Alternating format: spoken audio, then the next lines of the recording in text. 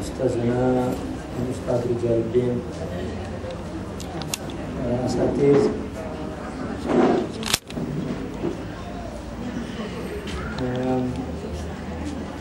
juga para muslimin muslimat yang diberkati Allah Subhanahu wa taala. Alhamdulillah, setelah beberapa bulan, setahun ya, setahun kan 12 bulan. Setelah setahun kita bersama-sama di majelis aksi ini, namun alhamdulillah dengan beberapa kesibukan dapat hadir kembali bersama-sama dalam majelis ilmu. Karena mungkin dalam setahun itu saya dengan keluarga di Kairo sudah balik dan menetap di Indonesia. Dah ditinggal. Saya balik bulan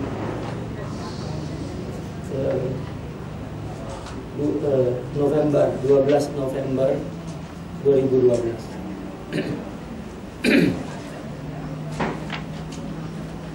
Tetapi saya ada anak 6, semuanya lahir di Mesir. Balik dari Mesir bukan bawa ilmu, bawa kitab, tapi bawa anak.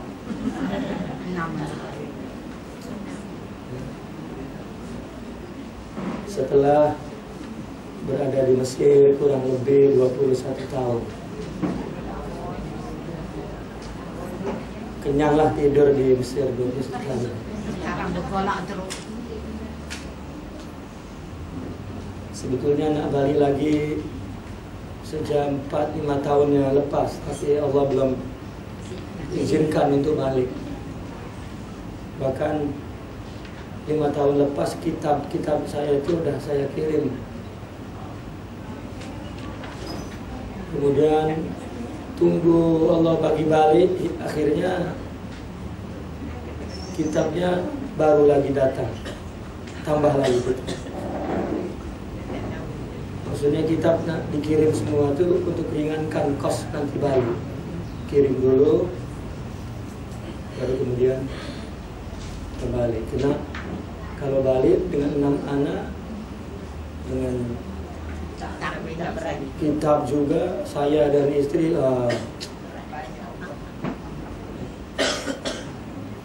tapi pada waktunya Allah bagi kemudahan, alhamdulillah. Maka 12 November 2012 Fakir balik dan menetap di Banten. Negeri asal ya.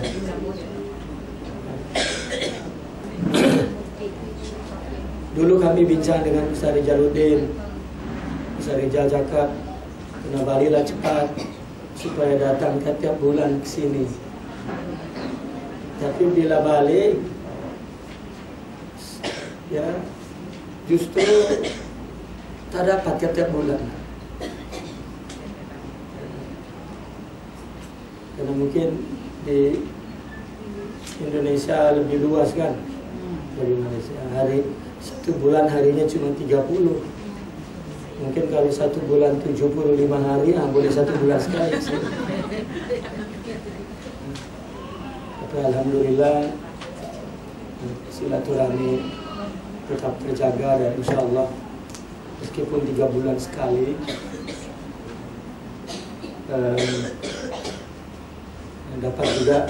dapat sama-sama hadir di majelis ilmu ini. Ustaz, bagi jelas di belakang tak kurang. Oh, tak jelas. Tekan kurang satu. Yang tak jelas suara saya ke atau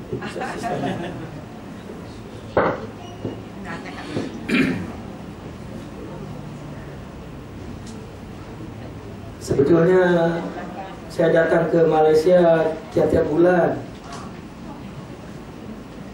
Bahkan jadwalnya 2 minggu di Malaysia, 2 minggu di Indonesia.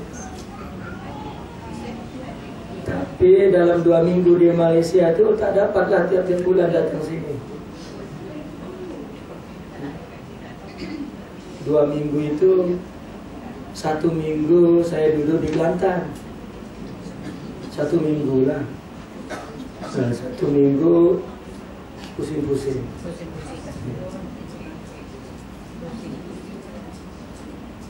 Memang pengajian yang pakai bawa hanya pada pelajar dan baca kitab dengan para asatidz dan para ulama.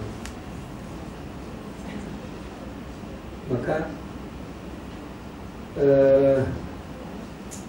tuan-tuan ini bukan pelajar lah. Pelajarnya udah tua. Pelajar tua. Nah, pelajar tua. Saya mengajinya pelajar muda. Ya. Tapi karena silaturahmi begitu kuat saya dengan Ustaz Rizal dan ustaz-ustaz yang lain, sehingga pun ketika mengadakan pengajian bersama beliau-beliau dapat juga diluangkan waktu jumpa kepada pelajar-pelajar tua ini, insyaallah. Baiklah tuan-tuan dan puan-puan, Al-Faqih diminta untuk terangkan tentang tauhid uluhiyah dan tauhid rububiyah.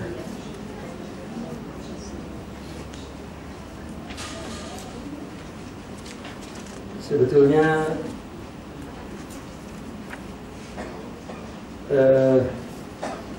saya sangat tak suka membincangkan benda-benda yang ikhtilaf.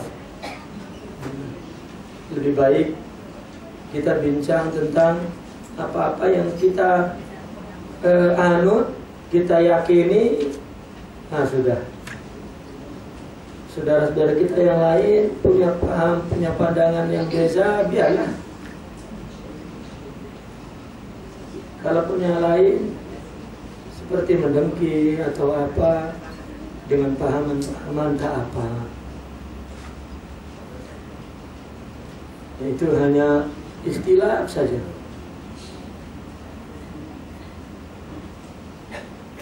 Katanya umat Islam ini oleh musuh-musuhnya sengaja dibuat oleh mereka agar berselisih. Semua orang cakap begitu, tapi semua yang cakap pun berselisih juga. Bukan sekedar memang sudah berselisih, tetapi saling mengata juga. Sedangkan kami diajarkan dalam tarbiyah sufiyah untuk menjauhkan sejauh-jauhnya ikhtilaf. Bukan ikhtilaf maknanya tak ada ikhtilaf, adalah artinya begaduh lah, khusumat, kata sana, kata sini, kata sana. Karena yang paling pertama rugi adalah dirinya sendiri, membiarkan tanaman dengki itu besar di dalam hati. Sudah pun di situ nanti ada tipu daya nafsu, merasa bahwa dia bicara baik, sehingga merasa lebih baik dari yang lain. Kita diajarkan selalu bahwa orang merasa suci kotor, karena sifat merasa kotor. Bagaimana dia jadi suci? Merasa baik, merasa mulia, merasa adalah penyakit, ya, sifat yang kotor.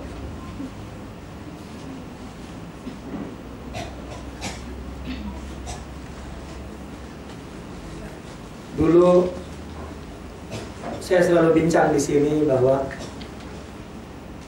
tauhid yang ada di zaman Rasulullah SAW semuanya tauhid amaliyah, bukan tauhid ilmiah. Amal yang dibincangkan itu kan tauhid ilmiah, tauhid ilmu, tauhid teori. Apa yang kita sebut kata ahli sunnah ini adalah mazhab tauhidnya adalah Asy'ariyah. Itu pun ya, Imam Asy'ari membuat teori ilmu tauhid. Tidak berarti bahwa Nabi dan para sahabatnya tauhidnya Asy'ariyah kan? Lalu datang di akhir Imam Ibn Taimiyah tolak tauhid Asy'ariyah. Ya. Itu pun Imam Ibn Taimiyah pun namanya tauhid ilmi, tauhid teori ilmu tauhid untuk dipahamkan oleh kepada akal. Jadi dua-dua tauhid itu sama-sama tauhid ilmu. Ya. Kebenarannya kurang lebih lah. Ada di sini kurang, ada di situ lebih. Ada di sini lebih, ada di situ kurang. Namun kita ketika sudah tertanam dengan tauhid Asy'ariyah melihat ada ketimpangan, tahu timpang? Timpang ya? Timpang. Kalau kaki dua, satunya rendah sedikit, nah timpang. Nah, kita melihat ada ketimpangan tauhid dalam tauhid Imam Ibn Taimiyah. Itu ijtihad.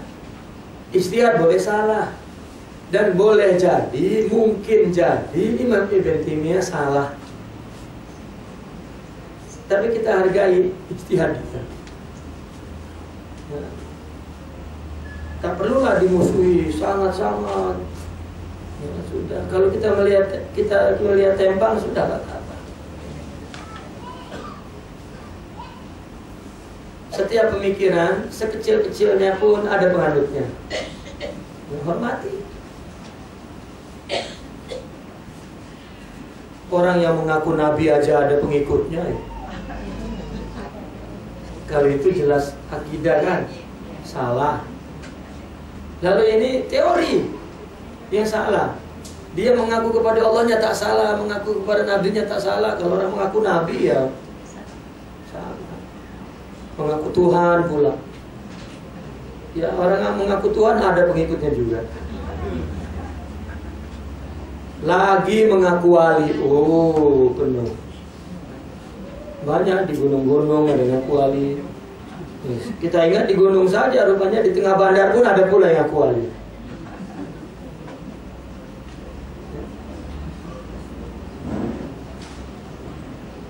Tapi ijtihad berbeda dengan pengakuan yang didasari oleh jiwa yang sakit, hubbul azamah, suka kepada keagungan, kehebatan. Ya. Tetapi ijtihad adalah ijtihad. Yang dipermasalahkan oleh tauhidnya Imam Ibn Taimiyah atau saudara kita dari Wahabiyah bukan pun tentang Allahnya ada 2 atau 3. Bukan pun tentang Muhammadnya Nabi ke bukan. Bukan pun tentang akhirat itu ada atau tidak. Kan tauhid ukurannya jika pembahasan uluhiyah Tuhannya itu, kemudian nubuwiyah nabinya itu, samiyat surganya nerakanya itu samalah. Nanti ada perbincangan yang cenderung ke sini, cenderung ke situ, cenderung ke sini. Itu mungkin ada salah. Dan itu salah ijtihad. Dan yang dibahas furu pembicaraannya.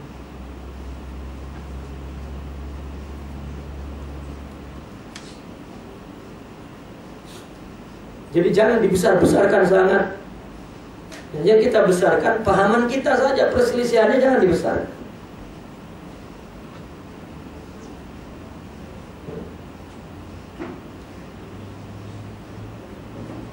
Kalau boleh saya sedikit cerita tentang Ahlussunnah wal Jamaah.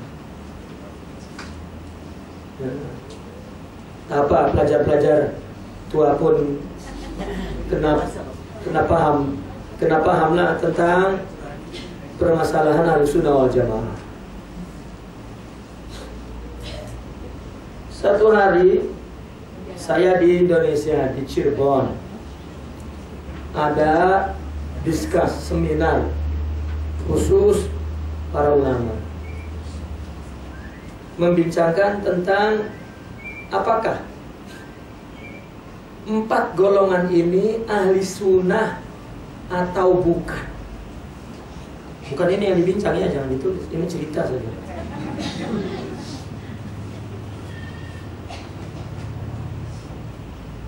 Ahli panelnya ada 5 orang, termasuk saya.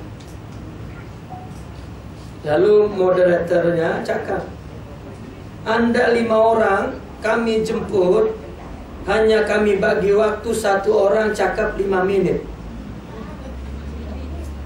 Ya, saya pun terkejut.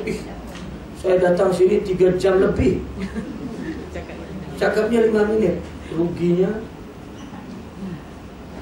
Cuma kami ini nak dengar, ini yang hadir ulama asatidz, orang alim, kata Rais Jilsa. Tak payah tuan-tuan ini cakap banyak-banyak, panjang-panjang. Hanya bagi 5 menit. Tolong katakan iya atau tidak, ya. Bukan atau benar. 4 golongan ini ahli sunnah, itu saja. 1 tabligh, 2 ikhwanul muslimin, 3 hizbut tahrir, 4 wahabi. Ya. Ahli sunnahkah atau bukan? Sila yang pertama cakap. Kebetulan yang paling rapat dengan moderator ini saya. Kata sila cakap 5 menit. Maka saya jawab, tak. Dari sana 5 menit. Saya tak mau 5 menit. Akhirnya dari sana. Nah, yang lain mau lah 5 menit.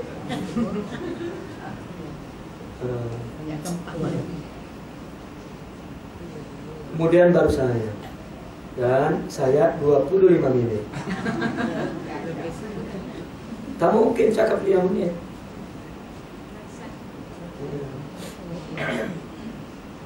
Ada juga 1 detik. Ini cerita lawal-lawalnya. Ada perlombaan, tahu perlombaan? Perlombaan pidato, ceramah. Pertandingan. Ada pertandingan ceramah, kata 1 detik, tapi dia sudah bincang 1 ilmu dan jadi bekalan umat yang dengar nih. 1 detik, sila cakap. Ini ada cerita lawak. Akhirnya semua tak dapat cakap, baru assalamualaikum warahmatullahi wabarakatuh habis. Nah, akhirnya ada 1 yang bijak. Salam. Dia tunjuk para hadirin, anjing, babi, najis hukumnya. Assalamualaikum warahmatullahi wabarakatuh. Akhirnya dia marah kepada hadirin, rupanya dia mau cakap hukum. Habis itu cakap 1 detik, mana cakap ilmu. Langsung dia berdiri, anjing, babi, haram hukumnya. Assalamualaikum warahmatullahi wabarakatuh. Dialah yang menang. Nah, ini cakap tentang menilai 4 golongan 5 menit, lah kan? Lebih baik cakap 1 detik tadi, jelas. Ya. Saya pun nak cakap 5 menit, tapi orang yang suruh lagi tambah, akhirnya 25 menit.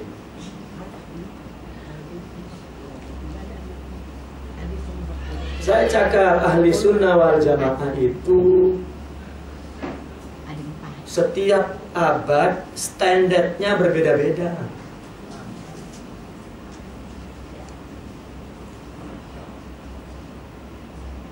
Nah, maka ketika sudah saya cakap standarnya berbeda-beda, ya, takkan pun 5 menit cakap tentang standarnya.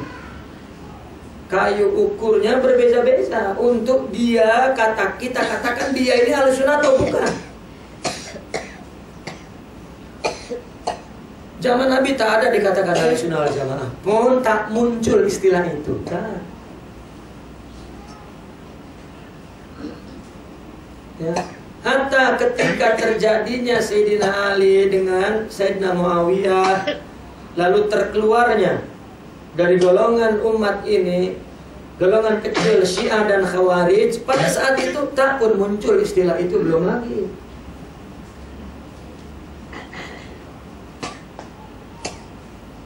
Baru di zaman Ibnu Sirin muncul kata ahli sunnah wal jamaah. Itu di zaman tabi'in. Baru mereka pada abad itu menganalisa bahwa yang menyokong Sayyidina Ali kemudian dibunuh, diganti oleh Sayyidina Muawiyah, ya, kemudian diganti oleh Sayyidina Hasan, lalu oleh Sayyidina Muawiyah diminta kepemimpinan itu dari Sayyidina Hasan, dibagi, maka bersambung kepemimpinan itu, kepemimpinan Islam, daulah Islam kepada Sayyidina Muawiyah, dilanjutkan oleh anaknya terus yang disebut daulah Umayyah, dan selanjutnya daulah Abbasiyah, yang tidak terkeluar daripada majoriti umat, golongan besar umat ini disebut ahli sunnah wal jamaah oleh para tabi'in.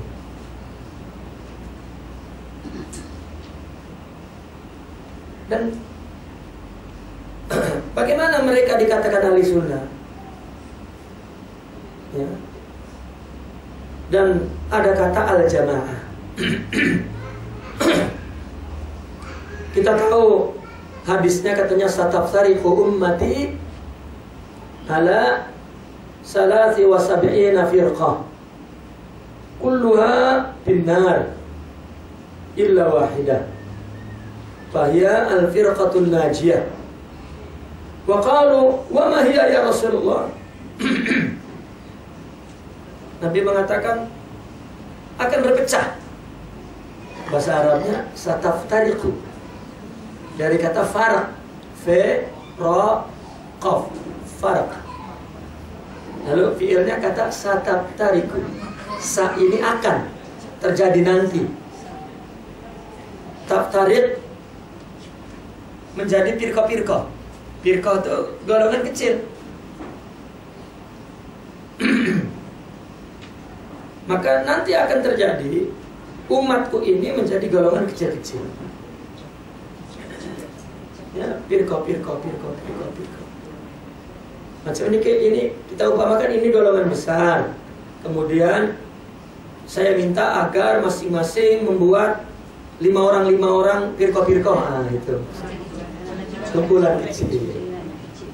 Nah, atau tiba-tiba ada 5 orang keluar dari sini, pindah di sana, dia mengaji 5 orang sendiri. Itu namanya firqah yang keluar dari jamaah.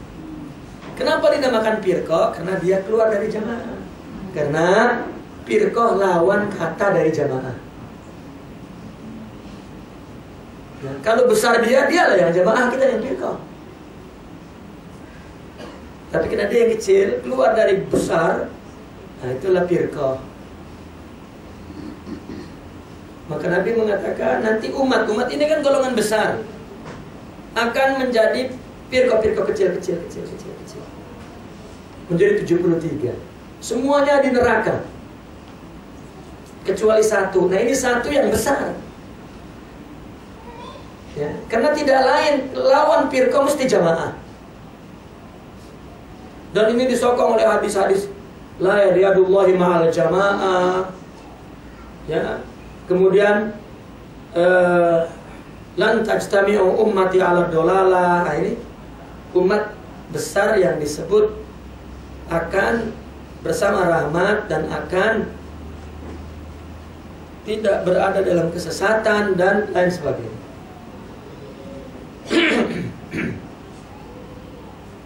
Bahkan al-jamaah itu rahmat, golongan besar itu rahmat. Nah, banyak yang menunjukkan bahwa firqah itu keluar dari golongan besar. Berarti ada golongan besarnya lah. Oh, Nabi sebut juga dalam hadis itu. Ketika Nabi katakan akan berpecah menjadi 73 golongan, 73 golongan. Semua di neraka, satu saja. Dan inilah golongan yang selamat. Nabi pertamanya mengatakan firqah, ini golongan yang selamat. Lalu ketika ditanya, siapakah golongan yang selamat itu?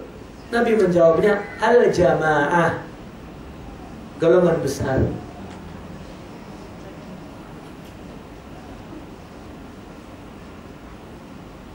Bahkan satu riwayat dikatakan, al-islamu ma'a jama'atihim, Islam bersama jamaahnya. Dari hadis ini ada yang memahami bukan golongan tapi pahaman. Karena disebut oleh Nabi Islam dan jamaah-jamaahnya. Wa jama'atihim, jamaah-jamaahnya. Berarti di setiap firqah kecil ada kebenaran Islam di sana, tapi sudah terpisah-pisah. Jika mereka bijak dan mengambil kebenaran dari semua, itulah yang selamat. Ada yang berpandangan begitu. Karena Islam sangat luas. Seperti mana tidak dapat dipahami, dijelaskan ya oleh firqah kecil, pun jamaah besar pun tidak dapat menggambarkan Islam secara keseluruhan, karena masih ada lagi Islam di firqah-firqah itu. Nabi menyebutnya umatku semua, Islam semua. Tetapi pecah, berarti semua ini ya, ketika pecah, di pecahan itu ada bagian dari yang semua itu. Namun kenapa jadi pecah? Karena ada sisi yang tidak sepaham, akhirnya pecah. Contoh, misal dulu, ini contoh ya, contoh ya, katanya UMNO dengan PAS bersatu, contoh ya, boleh kasih buat contoh ini? Alhamdulillah. Tapi kemudian berpecah. Mananya ada kata sepakat yang dibuat dulu dilaksanakan oleh dua golongan ini. Tetapi ada sisi perbedaan antara dua golongan yang memisahkan. Boleh ya? Begitu juga firqah-firqah ini, umat Nabi menyebutnya. Berarti ada pahaman yang benar di antara mereka, yang dibawa oleh mereka masing-masing. Yang membedakan mereka itu pahaman yang salahnya. Paham. Nah, Nabi mengatakan yang selamat ini yang lebih banyak bawa pahaman benarnya. Ya, misal kalau di partai ini PAS misalnya, misal ini ya, yang lebih banyak pahaman. Misal ini contoh. Ya, tapi tak tahu, saya tak tahu karena saya bukan orang Malaysia. Oh iya, oh. Ya, saya bagi contoh saja. Nah, maka yang banyak ini disebut jamaah, disebut golongan selamat, gitu. Bukan pun berarti di sana tak ada yang benar, ada yang benar. Yang ingin saya jelaskan begini, bahwa pertama kali umat yang besar ini ya pecah menjadi golongan kecil-kecil meninggalkan golongan besar, itu masalah politik. Pertama kali sebabnya politik. Katakanlah mereka keluar dari golongan besar, katakanlah dikeluarkan oleh golongan besar, karena mereka tak terima selepas Sayyidina Ali itu turun kepada, selepas Sayyidina Hasan turun kepada Sayyidina Muawiyah, mereka tak terima. Karena mereka nak Sayyidina Ali pertahankan. Ya, tetapi tak. Akhirnya keluar Khawarij yang tak nak Sayyidina Ali, tak nak Muawiyah. Lalu Syiah tak terima selepas Sayyidina Ali itu ke Sayyidina Hasan dan ke Sayyidina Muawiyah, dia tak terima Muawiyah ini. Jadi Syiah. Tetapi golongan yang besar terima semua. Ya, selepas Sayyidina Ali diambil Sayyidina Hasan, lalu diambil oleh Muawiyah, diambil oleh Yazid, diambil oleh Yazid lagi, Yazid kedua diambil oleh siapa? Marwan, diambil oleh Abdul Malik, dan terus terima.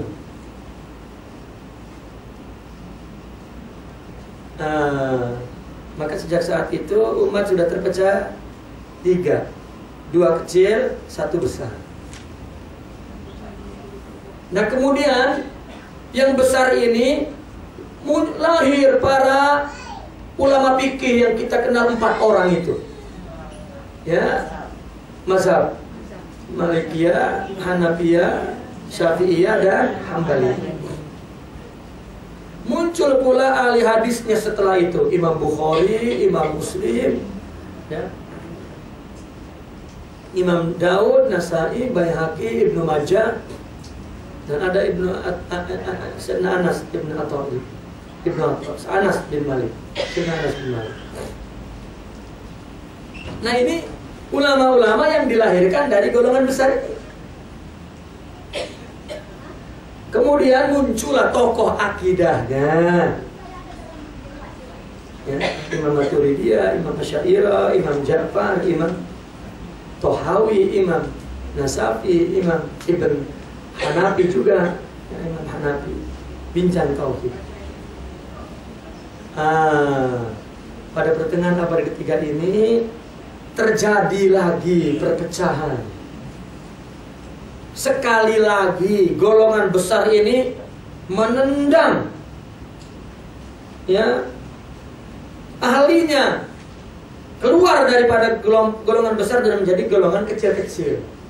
Tapi bukan pasal politik, pasal akidah. Kenapa? Karena ahli sunnah punya tradisi cara menyampaikan ilmu, pemindahan ilmu, punya tradisi. Apa tradisi dia? Yaitu ilmu disampaikan secara talaqi, paham disampaikan secara pewarisan. Tak akan ambil ilmu dari luar Islam.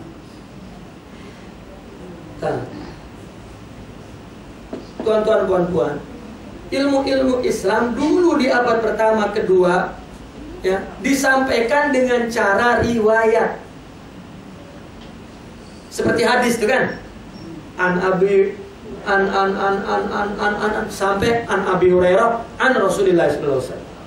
Jadi sampai matan hadis itu ke kita melalui rangkaian an. Istilahnya kata ulama an-anah. Hujan ya? Di Ka'bah di Arafah. Oh iya.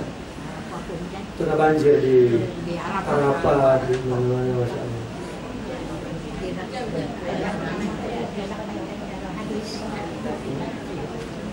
Oke, dengan cara an-ana, karena itu an, ya, dari ini an, akhirnya dikatakan an-ana. Riwayat, bukan royak bahasa Latin. Royak ini riwayat katanya.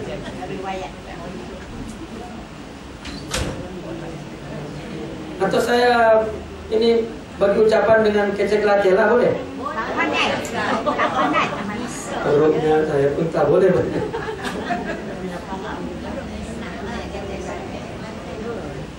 Hadis disampaikan an-ana, qiraat disampaikan an-ana, ya, hatta nahwu disampaikan an-ana, dan sejarah an-ana. Sejarah yang kemudian ditulis itu sudah senanglah kita baca tahun sekian terjadi ini, kemudian ini tahun berdasarkan tahun dan berdasarkan peristiwa. Sudah dibuang an-ana itu menjadi cerita yang bersambung, indah, sedap dibaca dulu. Tak. Masih ada lagi kita tarikh itu, sejarah itu. Ya. Dia kisahnya bukan tahun, bukan urutan kejadian, tak, tetapi tokoh orang. Kisah Sayyidina Abu Bakar, diangkat menjadi khalifah, betul. Untuk mengambil pahaman bukan berpikir sendiri, tak, dari tuan guru. Kitab itu sudah bacaannya, lafalnya itu melalui riwayah an-anah, Ya. Kemudian pahamnya melalui dirosah. Dia dengar dari guru. Oh, begitu akidah. Dia dari tabiin dari tabiin dari sahabat dari nabi. Sampai pahaman itu. Bahkan akhlak pun dia contoh gurunya contoh gurunya sampai ke nabi. Semua anak-anak. Ini namanya cara penukilan ilmu ahli sunnah.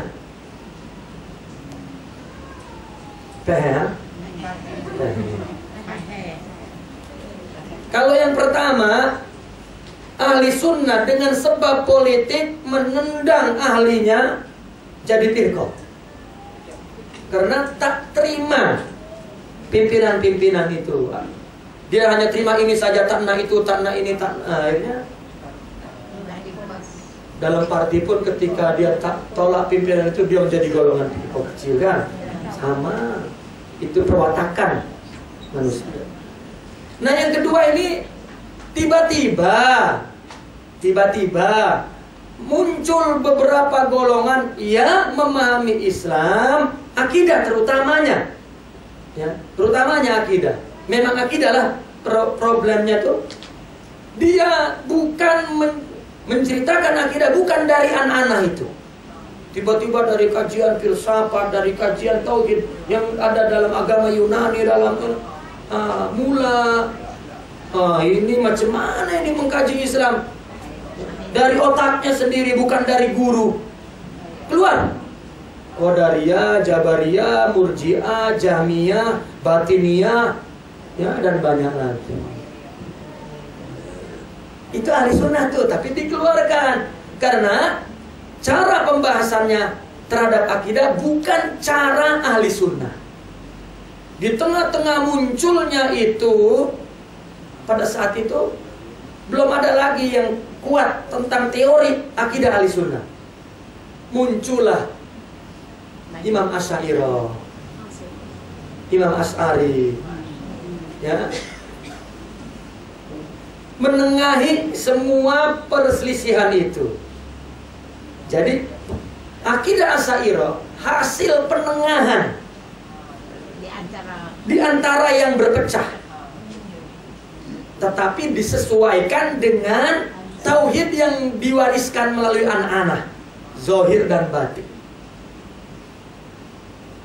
Maka ulama ahli sunnah tengok, cantiknya dia punya teori ini. Sudah pun menengahi semua yang menengahi yang berselisih itu, tetapi juga boleh mewakili pandangan kami semua. Akidah yang kami warisi yang ada di sini. Maka ulama menetapkan, sudah ini akidah kita secara teori. Tetapi yang perlu diingat, yang penting pada saat itu pun itu dari kalangan umat Islam menengah ke bawah. Kalau dari menengah ke atas para ulamanya tak ada masalah. Dan kitab ini ditulis untuk menengah ke bawah. Ya. Bukan pun ulama itu menganut Asy'ari, ketika mengajar maka dengan cara Asy'ari.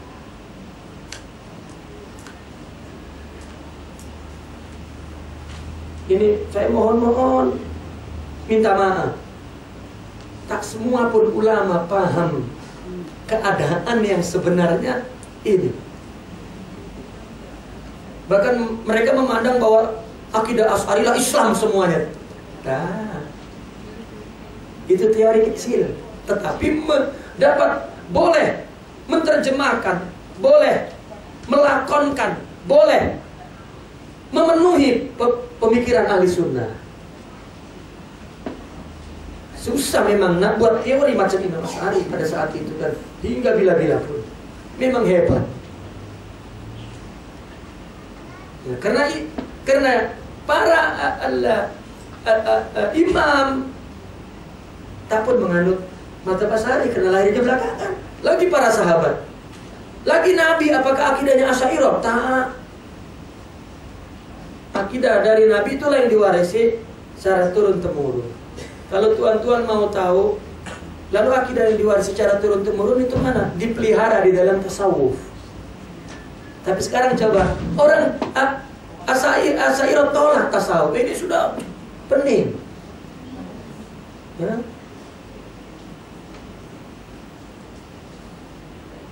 Nah, tuan-tuan pun mulai pening pula dibagi tahu gitu. Gimana nih gitu? Ya.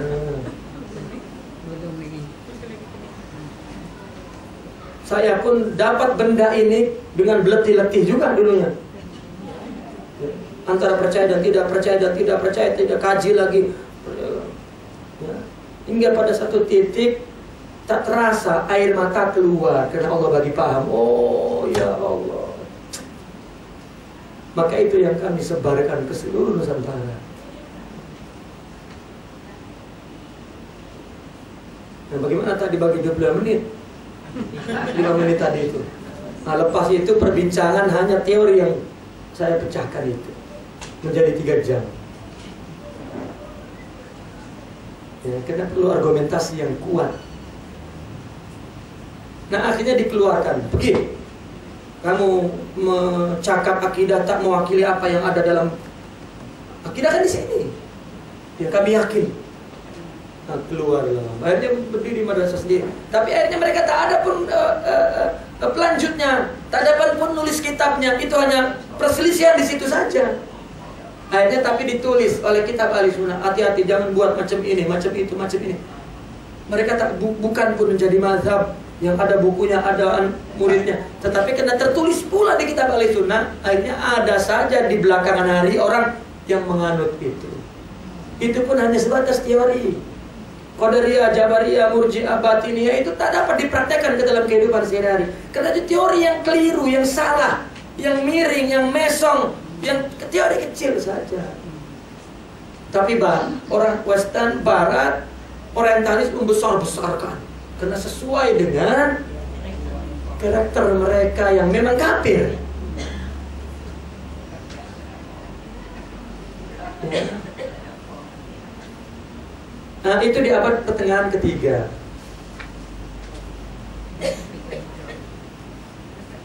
Ya. Kalau Hijriah, yang politik tadi di abad pertama lagi.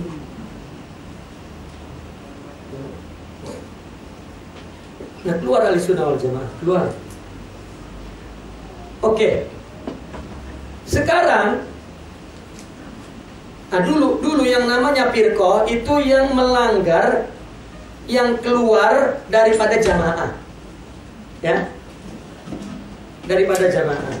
Maka barang siapa yang tidak mengakui salah satu khalifah di Umayyah Abbasiyah dibunuh. Karena makna jamaah pada saat itu daulah politik. Yang pertama nih, ya, tuan-tuan dan puan-puan. Yang pertama nih, kalau dia terkeluar daripada Muawiyah dan Abbasiyah, bunuh. Karena inilah jamaah. Keluar daripada dia ini namanya mufaraqatul jamaah. Mufaraqah. Apa mufaraqah? Dari kata farq. Yang dikeluar itu jadi firqah, mufaraqatul jamaah. Nah, ini jamaah ini maksudnya daulah. Jamaah ini maksudnya daulah. Karena firqahnya masalah politik. Jadi yang daulahnya adalah yang jamaah ini. Semua hadis Nabi bicara tentang jamaah itu daulah, bukan jamaah, bukan. Sekarang misalnya jamaah tabligh, kalau keluar dari aku dia menggunakan hadis mufaraqatul jamaah, bukan. Atau ikhwanul muslimin, jika kamu keluar dari aku mufaraqatul jamaah, bukan. Ini namanya pengkhianatan hadis. Lagi parti Islam pun mengatakan keluar dari kita kamu mufaraqatul jamaah. Ini pembodohan umat terhadap hadis. Jamaah pada saat itu maknanya daulah. Yang firqahnya tadi jadi Syiah dan Khawarij. Yang jamaah itu adalah menganut kepemimpinan dari Rasulullah, kemudian Khulafaur Rasyidin, kemudian Muawiyah, kemudian Abbasiyah, akhirnya menjadi dua ilah dan Turki Utsmani, dan akhirnya pada 1924 hancur, gugur, hilang dari bumi ini jamaah ini atas nama politik. Nah sekarang kita mau cakap jamaah apa? Tak punya kita sekarang. Nah, yang ada negara Indonesia, negara Malaysia sudah di kotak-kotak. Ya. Kotaknya pun di kotak-kotak pula. Ini kotak Indonesia, ini kotak Brunei kecil lagi, kotak Singapura. Ya. Di Indonesia juga Aceh mau jadi kotak kecil lagi. Lagi Arab tengok kotak. Oh. Ya. Mau bangkit Islam dari kota kecil. Tak dapat. Lebih baik buang itu fitnah ya, dari kafir barat untuk setiap orang menjadi nasionalisme. Nah, atas nama Islam pun tak betul. Nah, kemudian kita tidak dapat gunakan sekarang. Kamu ahli sunnah atau bukan? Dengan standar politik boleh sekarang? Tak boleh. Mana jamaahnya? Mana daulahnya? Untuk keluarkan orang mufaraqatul jamaah atas asas politik mana? Ada apa? Tengok kalau sejarah zaman Muawiyah, zaman Asia, ratus-ratus, ribu-ribu bahkan dibunuh karena dia mau keluar. Penguasa kerajaan mudah saja bunuh. Kenapa? Karena ada hadisnya. Bunuh disokong pula oleh ulama. Karena orang ramai lebih diutamakan daripada orang-orang yang berjumlah kecil. Bunuh. Ahli bait banyak yang dituduh untuk keluar dari jamaah. Padahal tak pun itu fitnah musuh. Tapi pembunuhan tak dapat ditolak. Terbunuh pula. Mula dari abad pertama Sayyidina Al-Husain terbunuh dengan sebab ini. Imam Abu Hanifah dicambuk 40 cambukan pun fitnah politik.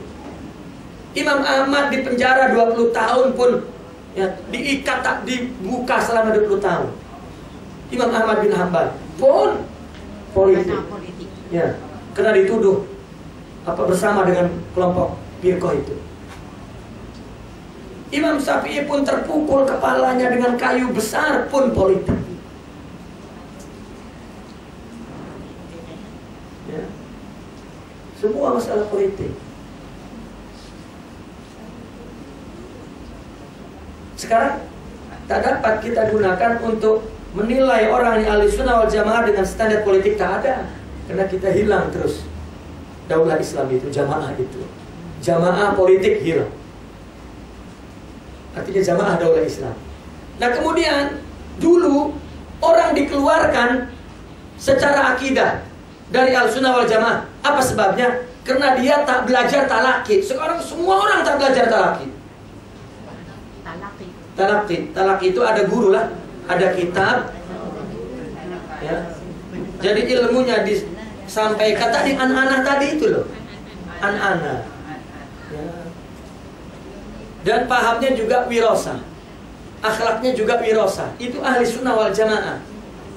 Sekarang semua university tak ada. Ya. Mungkin ada pensara yang tak sholat, kita pun mengaji kepada pensara yang tak sholat. Talaki dalam internet. Ya, kita lagi dalam Syekh Google, ya, Syekh apa lagi? Yahoo. Ada Syekh CD. Nah, sudah. CD-nya bukan CD Rohimuddin, CD laptop. Artinya tak dapat lagi sekarang orang diukur ya, untuk keluarkan ahli sunnah karena dia tidak mengambil anak-anak. Tak. Al-Azhar pun, tetapi Al-Azhar asas ilmunya masih anak-anak. Ya. Masih kuat Al-Azhar, tetapi tidak talaki kitab. Orang ramai di Al-Azhar mengaji, ada yang tak pergi ke kuliah, kelas, tak. Hanya pergi masa imtihan saja sudah. Ya. Saya pun termasuk begitu juga. Ya, karena tengok ramai yang buat itu sesuatu yang mudah kan jika dilakukan beramai-ramai. Ya, akhirnya mudah pula saya tinggalkan kelas. Imtihan saja pergi datang. Tetapi saya tinggalkan kelas karena mengaji dengan talaki dan anak-anak. Karena di kelas kurang anak-anaknya, saya pergi ke anak-anak. Ketika nak imtihan, lalu saya cakap,